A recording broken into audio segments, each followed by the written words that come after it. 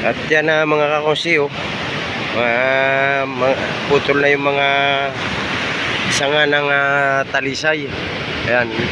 Ito malaking bagay itong mga puno ng talisay na ito para dito sa aking cottage kasi nakakapigil siya ng hangin kaya hindi masyadong naapektuhan yung bubong ng aking cottage, ng aking kubo. Yan, oh.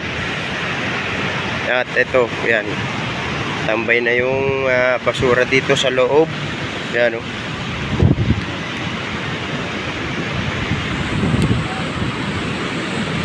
Ito. Lahat ng yung mga basura nakatambak na dito sa tagiliran ng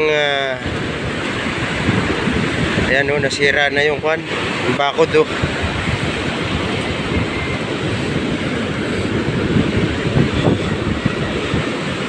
Ito yung gate. Ngayon, problema kung paano kami makakalabas. Nabunto na ng basura, nyog ang gate ng cottage. Grabe yung laki ng alon ngayon at laki ng tubig. Yan, at mga kakonsi,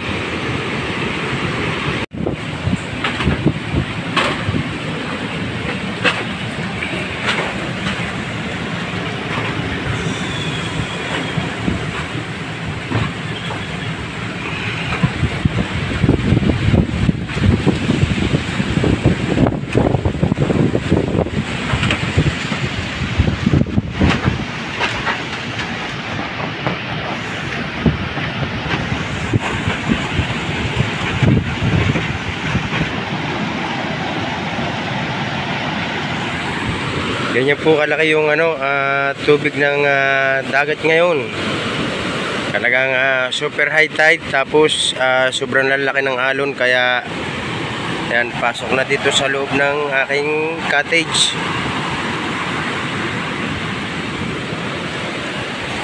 Yan, oh. Pati basura tambay na dito sa loob. Kung wala itong bakod na to, malamang dito lahat yung basura niya sa kubo.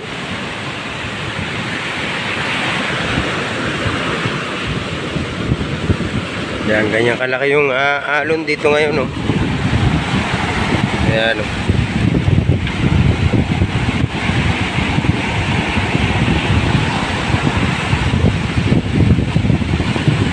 Natabunan na yung mga basura ng alon kaya malinis na tingnan yan. Tapos yung iba nadala dito sa loob ng aking yan, oh.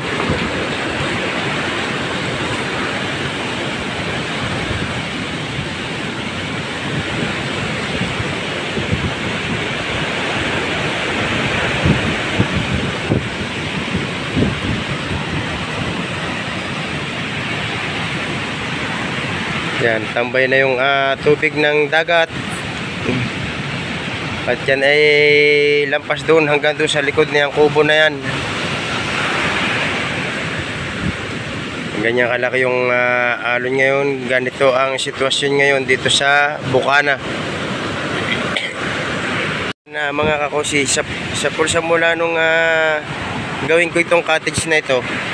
Yan, ngayon taon na ito lang nakatambay yung dito, yung alon.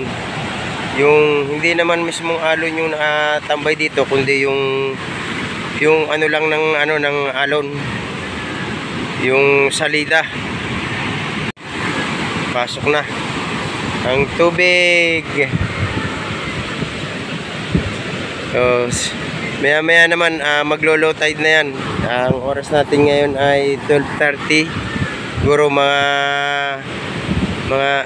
alauna o alauna e medya, maglo-low tide na yan. Ayan, oh. Grabe, kaya ako hindi pati makaalis dito sa cottage kasi baka magkabiglaan. At saka isa pa, nandun sa loob yung mga anak ko, yung anak ni Nanay Sara, apo, pamangkin nandun sa loob. Bali 3 araw na sila dito, simula pa noong Lunes ng madaling araw sila dumating dito sa Bukana.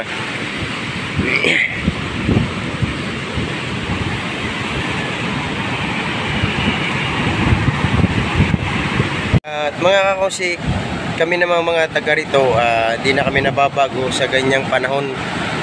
Talagang taon-taon talaga ganyan yung nangyayari dito sa Barangay Bukana. Kaya lang iba ngayon, iba yung sitwasyon ngayon kasi nga palapit ng palapit yung dagat, palaki ng palaki ang alon, kaya medyo nag-aalala ngayon, hindi gaya ng mga nagdaang taon. At bagaman at taon-taon nakakadanas kami ng ganyang alon, at di kami masyadong nangangamba dahil ang alon ay malayo, ang dagat malayo, kaya di kami masyadong nangangamba nung nagdaang taon, di katulad ngayon.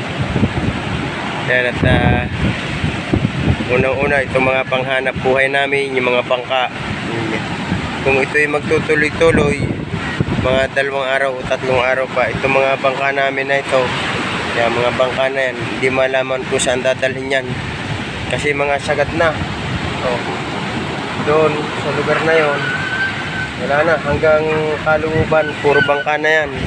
Tapos doon sa parte dito kabila, ang parte naman dyan, ayan sagad na rin sa bakod yung mga bara ng bangka. So kung magdidire-diretso ang laki ng alon na yan, gagawin pa uli namin ng paraan yan para maitaas pa.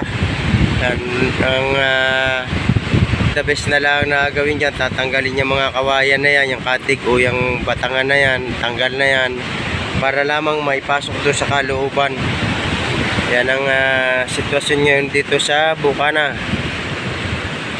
Yan mga kosi, hanggang dito na lang muna itong aking update, yung mga kaganapan dito sa Barangay Bukana.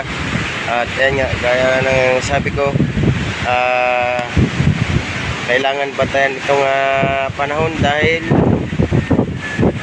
pahapon na pahapon ay palakas palalo ng palakas ang hangin at saka ang ulan. Kaya abang-abangan nyo na lang ulit sa susunod na mga vlog para malaman nyo kung anong mga nangyayari dito sa Bukana. Hanggang dito na lamang, bye bye.